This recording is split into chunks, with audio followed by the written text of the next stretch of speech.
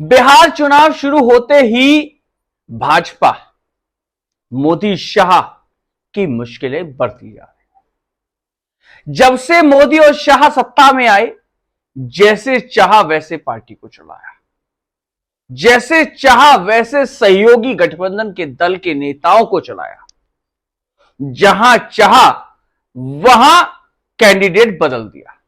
महाराष्ट्र हो, राजस्थान हो, मध्य प्रदेश हो, हरियाणा हो, कहीं भी देख लीजिए, मोदी और शाह ने जिसको चाहा उसको मुख्यमंत्री बनाया, जिसको चाहा उसको मंत्री पद से हटाया, जिसको चाहा उसको टिकट दे दिया। किसी ने चू तक नहीं निकाली।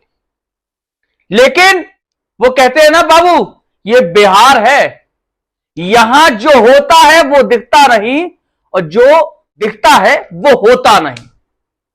बिहार में बीजेपी ने एक फ्लाइंग कैंडिडेट उतारा।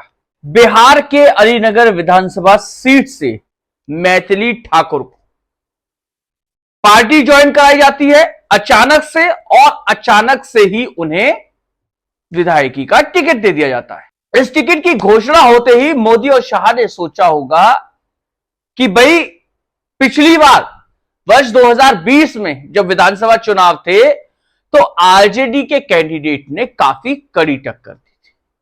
आरजेडी ने यहां पर एक स्वर्ण जाति से ब्राह्मण कैंडिडेट उतारा था, और बीजेपी या कहें एनडीए अलायंस के कैंडिडेट को यहां पर काफी मुश्किलें खड़ी हो गई थी उसके सामने, और इस सीट को वीआईपी पार्टी के कैंडिडेट संजय सिंह ने निकाल लिया था। संजय सिंह और पप्पू सिंह ने निकाल लिया था। लेकिन बाद में उन्होंने हालांकि बीजेपी ज्वाइन कर ली थी, लेकिन बीजेपी को यहां पर काफी मुश्किलों का सामना करना पड़ा। तो इस बार बीजेपी ने क्या किया, एक हवाई कैंडिडेट यानी फ्लाइट से आए हुए कैंडिडेट को, प्रसिद्ध गायिका मैथिली ठाकुर को यहां से टिकट दे दिया। समझने वाली चीज यह है कि मैथिली ठाकुर को महज टिकट की घोषणा करने से कुछ दिन पहले पार्टी ज्वाइन कराई जाती है और एकाएक यहां से आला कमान टिकट सौंप देता है।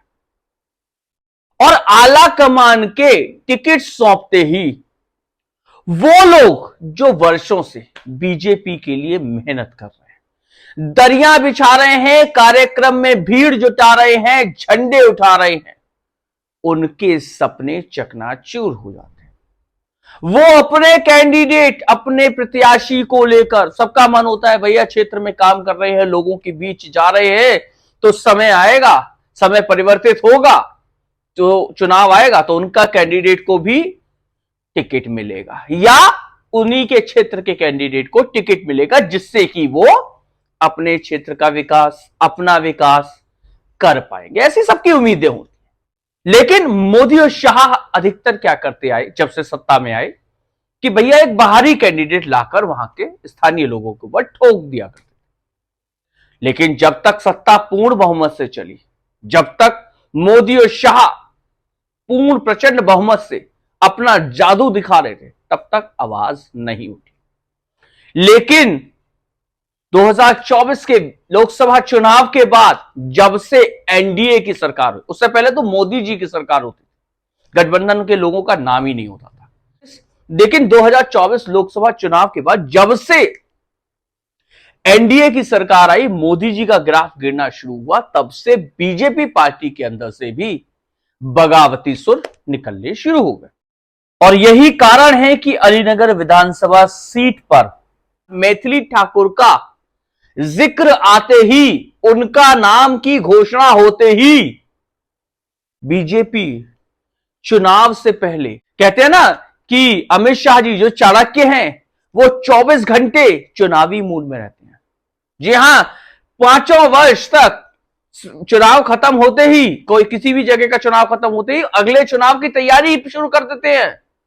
वो बूथ लेवल पर अपने कार्यकर्ता को मजबूत करते हैं। बूथ अध्यक्ष, मंडल अध्यक्ष जैसी पोस्ट उन्होंने क्रिएट कर दी।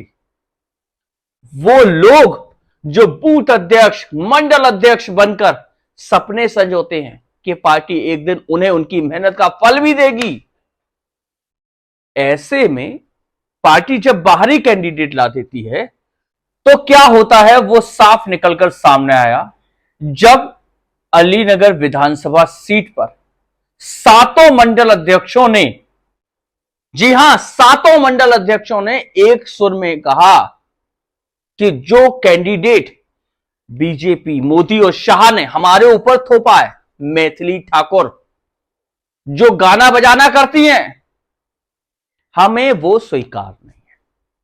यदि वो चुनाव लड़ती हैं तो हम देखते हैं कि एनडीए या बीजेपी यहां से कैसे जीतती है।